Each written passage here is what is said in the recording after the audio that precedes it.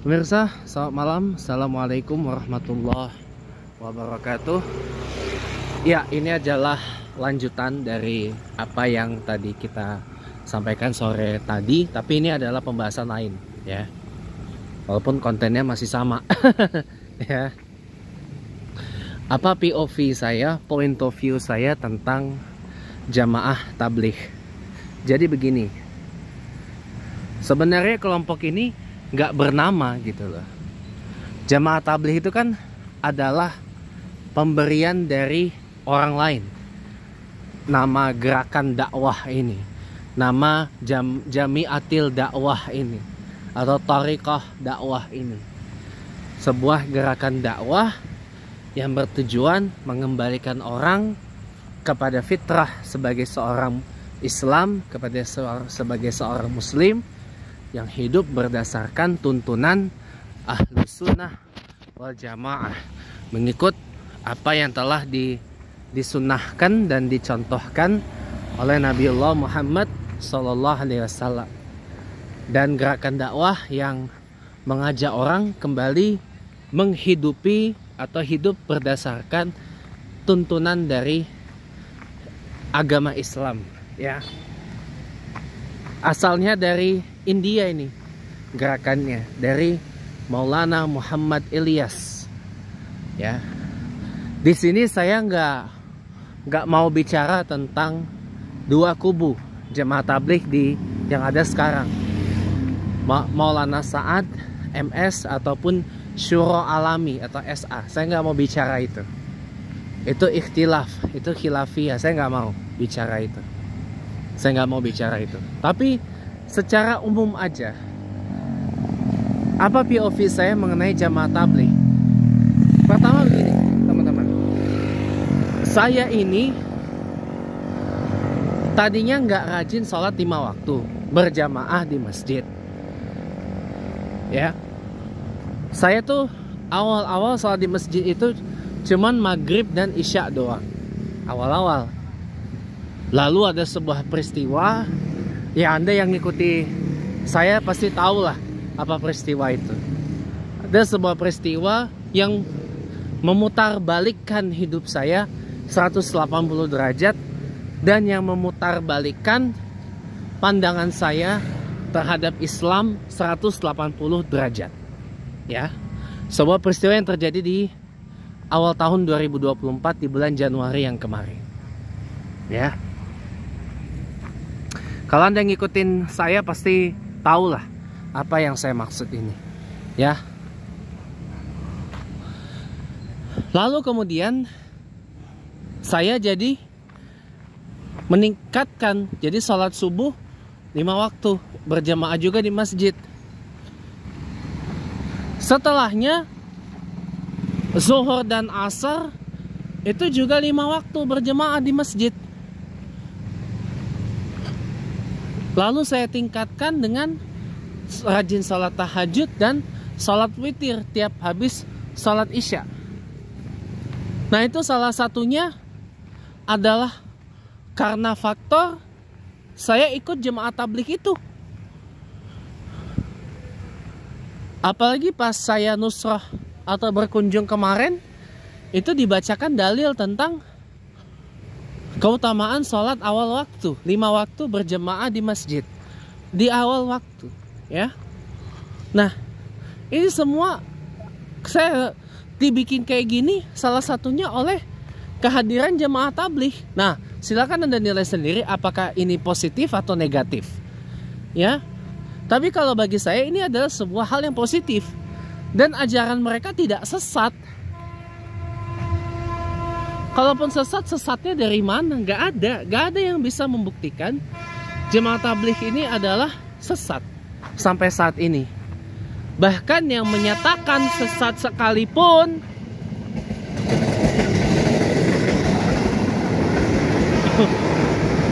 gak bisa membuktikan.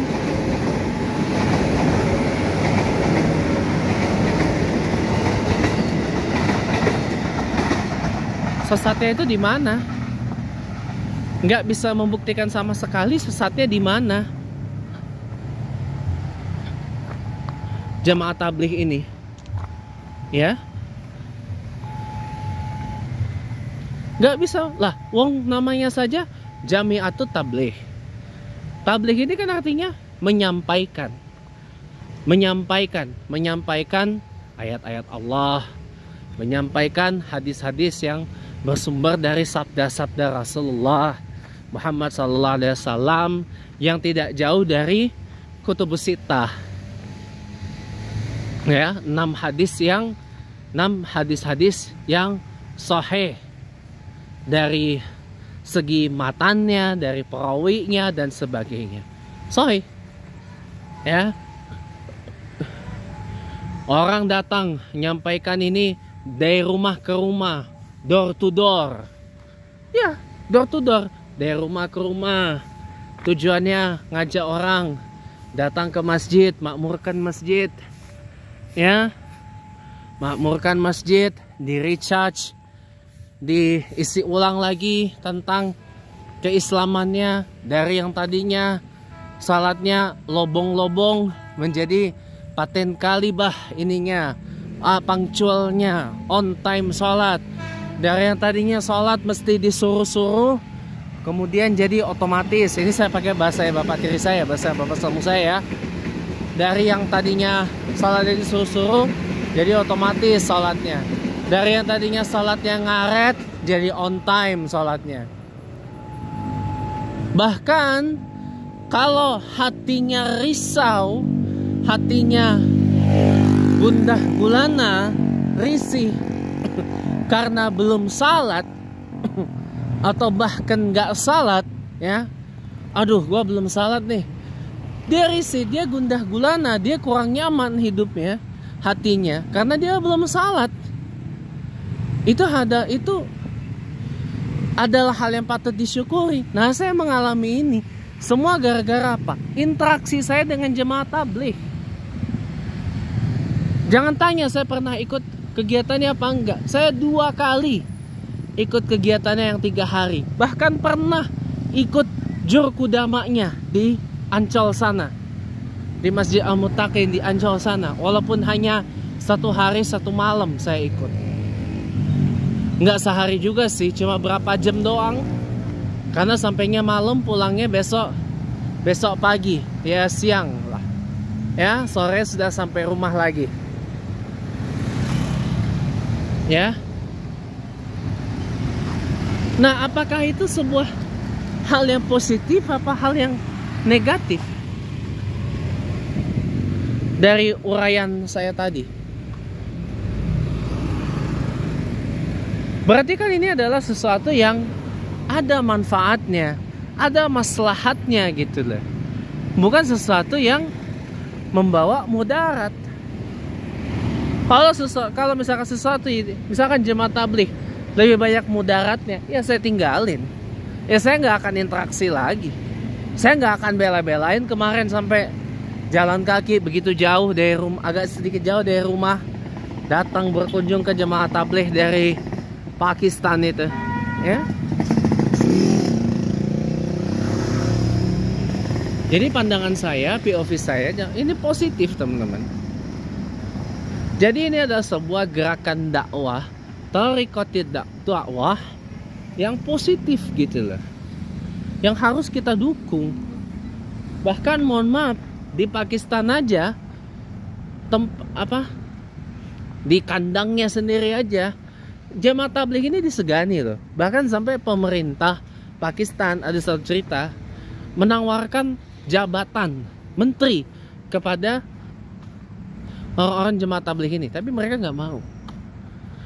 Nah, yang dihindari jemaah tabligh itu adalah pertama khilafiyah, membicarakan perbedaan, terutama perbedaan mazhab, perbedaan pandangan dan sebagainya. Yang kedua, mereka tidak berpolitik, tidak bersiasah, bahkan tidak membicarakannya. 3, tidak saling umbar aib, tidak saling umbar kekurangan, tidak saling salah menyalahkan, ya. Yang keempat, mereka lebih mengutamakan kebersamaan, kekompakan, persatuan, berjamaah. amaliyah jamaahnya yang diutamakan ketimbang amalan infirodi atau amalan pribadi sendiri-sendiri. Tapi mereka amalan berjamaah itu tujuannya apa? Untuk mempersatukan ikhtilaf-ikhtilaf itu. Ya. Ada pertanyaan nanti pasti ke saya, Pak, kok itu kalau jemaah tabligh itu positif, bawa manfaat, kenapa mereka kerap diusirin, Pak? Atau ketika mereka mau masuk berkhuruj atau berdakwah keluar gitu ya, berkhuruj itu kenapa banyak kali, Pak, yang nggak nerima? Gini, saya minta maaf, saya harus ngomong jujur apa adanya. Ya mungkin ya dari sudut pandang saya pribadi ya, mohon maaf, kadang-kadang mungkin satu, kurang komunikasi. Saya kan sering bilang mungkin tuan rumahnya nggak saling ya silaturahim, nggak ada upaya misalkan ajak jalan bareng, ajak ngobrol bareng, ajak makan bareng, ajak ngopi bareng gitu ya, ajak dialog bersama dan sebagainya. Mungkin kurang di situnya ya. Tapi ada orang kadang-kadang sentimen. Ada yang mengatakan, Pak, saya tidak suka jemaah tabligh. Lah, nggak sukanya kenapa dengan jemaah tabligh itu? Argumentasinya apa? Pak, saya tidak suka jemaah tabligh, orangnya berjenggot, Pak. Lah, Nabi Muhammad berjenggot, walaupun saya enggak. Pak, mereka berjubah, Pak. Lah, saya juga kadang-kadang pakai jubah. Nabi Muhammad pun berjubah. Salahnya di mana? Pak, mereka celananya gantung, Pak, ngatung, Pak, cingkrang, Pak. Pak, ya Rasulullah Muhammad SAW pun begitu juga. Meskipun saya lebih memilih berisbal, nggak gantung, nggak ngatung, ya. Rasulullah celananya juga ngatung. Kalau pakai celana, mata kakinya kelihatan, nggak cingkrang kalau kata orang. Meskipun saya memilih enggak, saya isbal aja, ya. Pak, mereka bersorban, Pak. Lah, Nabi Muhammad bersorban. Orang saya sendiri juga kadang-kadang bersorban kok. Enggak. Yang berikutnya lagi, orang nggak suka kenapa jemaah tabligh suka ini, Pak, tidur di masjid. Nah, gini teman-teman, gini ya. Memang jemaah tabligh ini ketika mereka berkhuruj, berkegiatan, memang kegiatan mereka memang lebih dipusatkan di masjid. Ini betul. Nah, sampai saat ini saya belum pernah ketemu dan menyaksikan jemaah tabligh itu sampai mengotori masjid, apalagi sampai melanggar adab-adab dan etika-etika di masjid.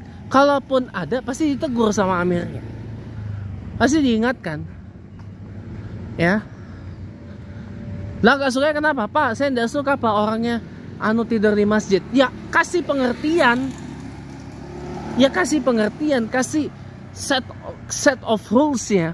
Kasih, kalau kata Tuan Guru Kiai Haji Abdul Somad, ya kasih aturannya misalkan kayak gimana, Pak, kalau ini, Pak, habis Aisyah masjid kita kunci, Pak. Jadi Bapak kalau mau tidur, mau apa ya, di luar masjid lah, bawa tenda atau bawa apa, kelambu atau apa, nah camping lah di situ.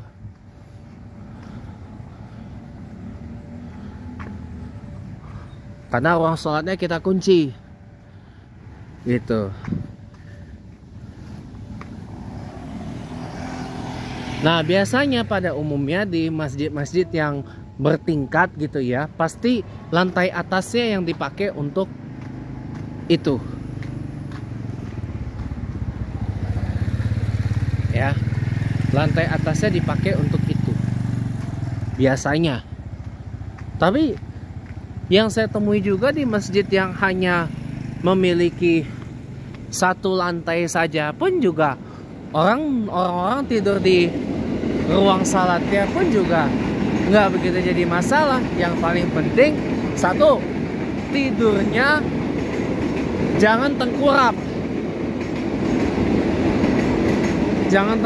Dan yang kedua, air liurnya jangan sampai ke alas sholat. Nggak boleh. Itu nanti akan membahayakan. Ya dibikin set of rules-nya bagaimana? Misalkan tidak suka, kalau misalkan jemaah tabligh ini adalah khuruj yang 40 hari bahkan 4 bulan. Ya, 4 bulan. Kan kadang nyuci, kadang nyetrika, kadang-kadang ya. Kalau nyuci kasih aturannya, Pak jangan gantung itu apa sempak kolor celana dalam apalah itu namanya, pakaian tuh di sini di ruangan ini ndak sedap, lalu kasih ruangan khusus atau kasih tempat khusus untuk menjemur, untuk jemur, setrika, cuci ini dan itu apa segala macamnya ya, apa segala macamnya ya. Kalau mau masak buat makan ya disiapkan ruang khususnya di mana agar tidak mengkotori masjid. Ini yang harus diberlakukan. Ini harus kita minta dulu pengertiannya agar, mohon maaf, kita bisa sepakat nih untuk jemaah tabligh ini berkhuruj gitu. Ya, agar kita bisa sepakat untuk harus ada musyawarah mufakatnya dulu. Jangan nggak suka hanya karena modal kebencian, nggak boleh. Saya paling nggak setuju dengan itu. Oke? Nah, jadi